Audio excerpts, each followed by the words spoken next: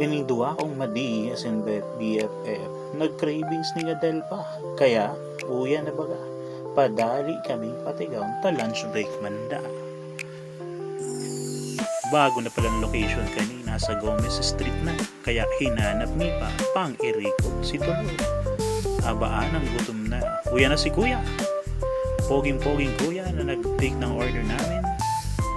Si Duwad ay makapagpili, takadakol pilian ay kadakol.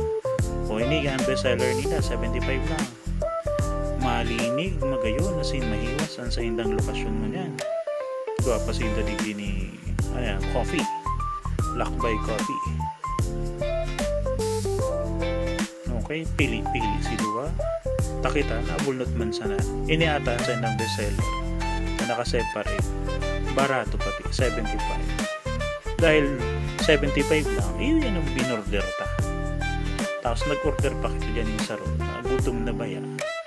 O sabi ka, money can buy happiness, pero buy burger. Pero bakong burger ang pinakalta dyan? With the rice.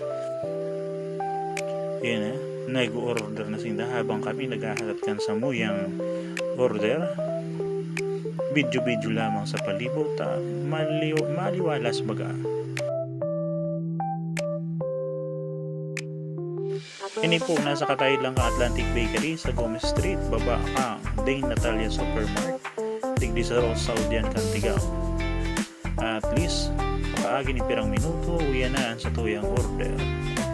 Okay, number 46 pa da. Uyan na, duwa pala na nuggets ang order. Di saro, ta nagda-diet, mga burger lang da. No rice siya. Kita, heavy meal. Uyan.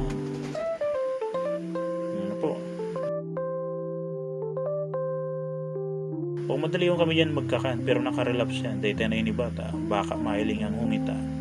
O may pa-take out pa yan, kundi may pa-take out na basog na nakaagi pa digdi sa mga tindahan sa kilid.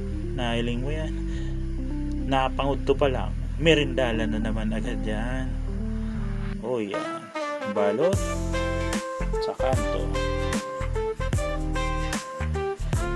Okay, pauli na kami dyan, taday naka-video pasiring sa Tigaw. Kaya si pauli lang na na-record. Okay, enjoy!